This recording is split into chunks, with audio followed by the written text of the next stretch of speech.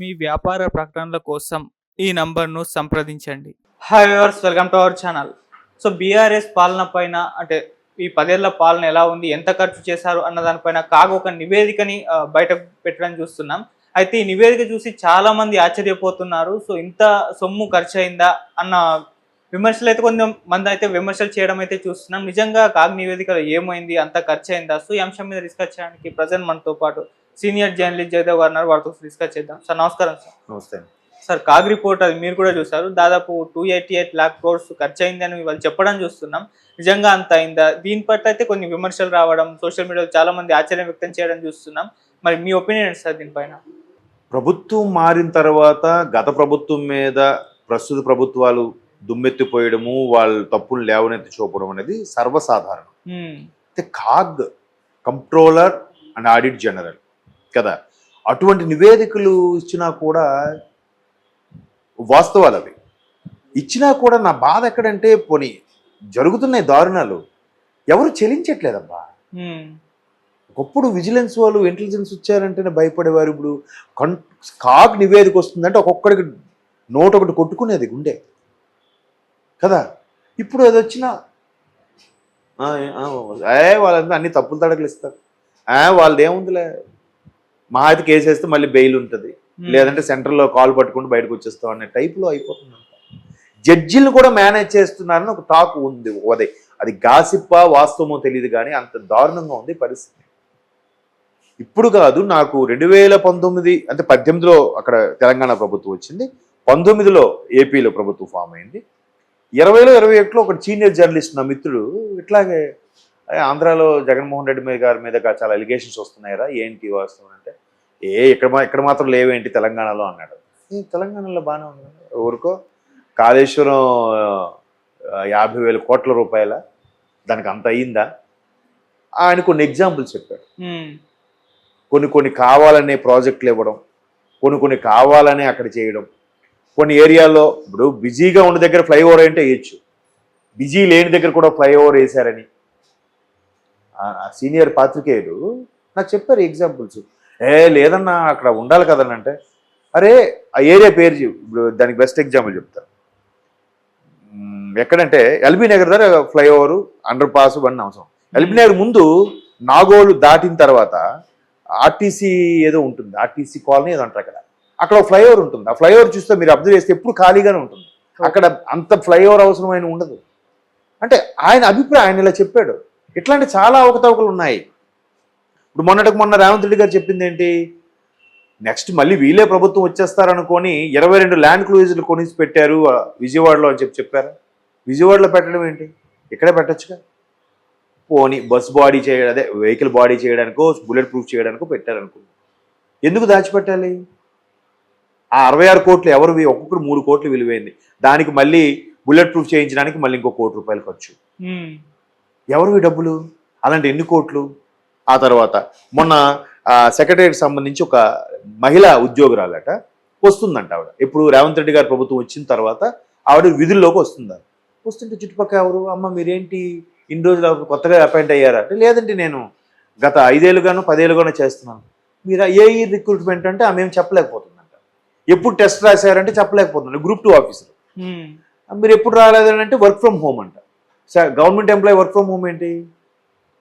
ఇవన్నీ లావాదేవీలు తీశారు. ఎవరో తీసేసరికి గత ప్రభుత్వంలో ఒక మంత్రి గారి తాలూకా రికమెండేషన్తో ఇంటి దగ్గరే ఉంటున్నాను, నాకు 1,60,000 నాకు అకౌంట్లో శాలరీ పడిపోతుంది. ఇలాంటివన్నీ. లేదా ఎవరికో మహిళలకి పుట్టగానే డెలివరీ అవ్వగానే గర్భవతికి డెలివరీ కిట్లు ఇచ్చారు పిల్లలకి కూడా. ఆ కిట్లు ఇచ్చి ఒప్పుకుంటారు. ఆ కిట్లు ఎవరు వాళ్ళ అనుయాయులకి ఎవరికో ఇచ్చుంటారు కాంట్రాక్ట్. 100 కిట్లు ఇవ్వమని చెప్తే ఈ 80 కిట్లు 90 కిట్లే ఇచ్చారు, మిగతా 10 కిట్లు అమౌంట్ ఏమైనట్టు. కాళేశ్వరం, అలాగే సెక్రటేరియట్ అద్భుతం, అలాగే ICC integrated command and control centre అక్కడ మన రోడ్ నెంబర్ 12 అద్భుతం. నిజంగా అది చూస్తే మీరు ఒక సాఫ్ట్వేర్ కంపెనీ కూడా చాలా బాగా కట్టారు.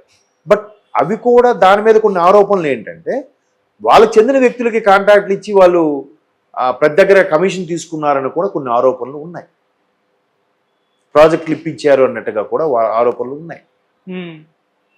సో ఇవన్నీ కలిపి వెరసి 288 లక్షల కోట్లంట.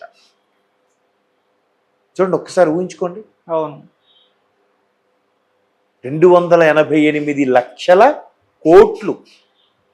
ఇక్కడ జగన్మోహన్ రెడ్డి గారు 1,00,000 కోట్లు తినేశారనే వార్తలు వచ్చాయి కదా, అది ప్రూవ్ అవ్వలేదు అనుకో వేరే విషయం. బట్ కాగు ఒక 38,000 కాగు కాదు, ఇదేంటది ఐబీ కాల, ఐబీ ఒక ఇంటెలిజెన్స్ బ్యూరో సంథింగ్, ఐబీ కూడా కాదండి, దాన్ని ఏదో అంటారు. సిబిఐ వాళ్ళు కొంత జత చేశారు, తర్వాత వాడు గుర్తు రావట్లేదు. వాళ్ళు కూడా 38,000 కోట్లు ఎంత జత చేస్తే క్లారిటీ వచ్చింది అని అనుకున్నారు. బట్ ఇక్కడ 1,00,000 కోట్లకి ఆశ్చర్యపోతుంటే 288 లక్షల కోట్లు అంటే దీనికన్నా 3 రెట్లు. మరి ఏం చేశారు అంటే దుర్వినియోగం చేశారా? ఇదంతా సొమ్ము ఎక్కడిది అంటే ఒక రాష్ట్ర బడ్జెట్ మించి ఉంది. అవన్నీ సామాన్యులకు చేరితే అన్నీ సర్వసాధారణం అయిపోవు, ఈజీ అయిపోదు. అవన్నీ ఆలోచిస్తే అసలు ఎక్కడున్నాం మనం, ఏంటి దారుణం, అలవాటు పడిపోయాం. ఎవడేం పట్టించుకోడు.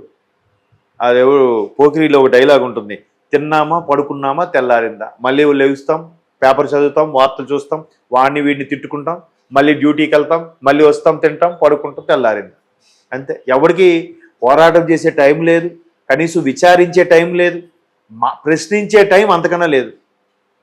ఎవడు బతుకుల్లో వాడు బిజీ. ఓకే, ఎక్కడికి వెళ్తుంది అది అసలు? ఒక కాదు నివేదిక వస్తే లెక్కే లేదు అసలు. మరి ఇలాగ వ్యవస్థ ఎవరు వల్ల మళ్ళీ మాట్లాడడం మన ప్రజలే కదా. ఎన్ని ఇలాంటివి ఎన్ని వచ్చాయి. మొన్న మేడిగడ్డ అన్ని లక్షల కోట్లు అయితే మేడిగడ్డ ఎందుకు ఉంగింది అసలు కదా. అలాగే కొంతమంది యారక్స్ అదే సారా కాంట్రాక్ట్ సంబంధించి, వైన్ మందు కాంట్రాక్ట్ సంబంధించి కూడా ఆరోపణలు ఎదుర్కొంటున్నారు. వాళ్ళ అనుయాయులకి అప్పచెప్పారని, కట్టబెట్టారని ఎన్నో ఉన్నాయి.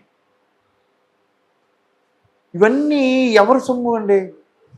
ఎవరేం చేస్తారు? ట్యాక్సుల రూపంలోనో పన్నుల రూపంలోనో సామాన్యుడి దగ్గర తీసుకున్నావో అవన్నీ ఇట్లా వస్తే ఇట్లా ఉంది. బట్ వాళ్ళు ఏమంటున్నారు, నువ్వు కూడా డబ్బులు తీసుకోకుండా ఓటేసే రోజు ఇవన్నీ కాళ్ళ పట్టుకుని అడగచ్చు. నువ్వు తీసుకోవట్లేదే, నువ్వు ఓటు వేయట్లేదే, ఫ్రీగా వేస్తున్నావు ఓటు లేదు. అరే ఈ పార్టీ వాళ్ళు 1000 ఇచ్చారా, వాళ్ళు 2000 ఇచ్చారా, వీడు మరీ 500 ఇచ్చాడురా, 2000 ఇచ్చినోడికి వేస్తా. నీకు 2000 ఇస్తున్నాడు, నీ మీద ఒక తల మీద కనీసం 2 కోట్లు 2 లక్షలు దుబ్బేస్తున్నాడు. డైరెక్ట్గా వెళ్ళి తీసుకోవట్లేదు కదా. మనకి డైరెక్ట్గా తెలిస్తేనే నొప్పి, డైరెక్ట్గా తెలియకపోతే నొప్పే ఉండదు. మనది కాదు కదా. అబ్బా వేస్ట్ అబ్బా ఇవన్నీ మాట్లాడుకుంటే, ఎవరి పని చేసుకోండి. మరి అటువంటి హ్యూమన్ సైకాలజీ, అటువంటి సొసైటీలోంచి పుట్టిన మనం ఇంకంతకుమించి ఇంకేం ఆలోచించగలుగుతాం? వాళ్ళు అలాగే ఉంటారు. ఇప్పుడు అదే రాజకీయ నాయకుడిని తప్పు పడదాం అనుకుంటున్నాం, బట్ ఆ రాజకీయ నాయకుని అలా తయారు చేసింది మనమే. ఇప్పుడు ఆయన దగ్గరికి వెళ్ళి ఆ రాజకీయ నాయకుడి దగ్గరికి, సార్ మా తమ్ముడికి జాబ్ చేయడు సార్. ఇంకోటి వస్తాడు నీ ఫ్రెండ్, ఆడు కూడా సార్ మా చెల్లికి జాబ్ ఇవ్వండి సార్ అంటాడు. ఏమో అది ఆ అమ్మాయి కాబట్టి ఆ చెల్లికి ఇచ్చేస్తాడేమో, మా తమ్ముడికి ఇవ్వడం అని చెప్పి నేనే ఆడేం అడగకపోయినా సార్ ఇది ఉంచండి సార్, ఎలాగైనా మా తమ్ముడికి వచ్చేలా చూడండి సార్ అని ఆడికి అక్కడ లంచం అలవాటు చేస్తుంది ఎవరు? మనమే. అలాగ అలవాటు పడినోడు ఇంక ఈరోజు ఈ 1,00,000తో స్టార్ట్ అయినోడు రేపు ఇంకా తిమింగలంగా మారుతాడు. చిన్న పెద్దపరిగి నుంచి స్టార్ట్ అయిన వాడు తిమింగలంగా మారుతాడు. చాలా మంది అవినీతి పేపర్లో అంటున్నారు అధికారులు మనలో ఒకడేగా. ఆ అధికారులు వెనకున్నది కూడా ఎవరు? రాజకీయ నాయకులేగా. ఆ రాజకీయ నాయకులు కూడా మనలో ఒకడేగా.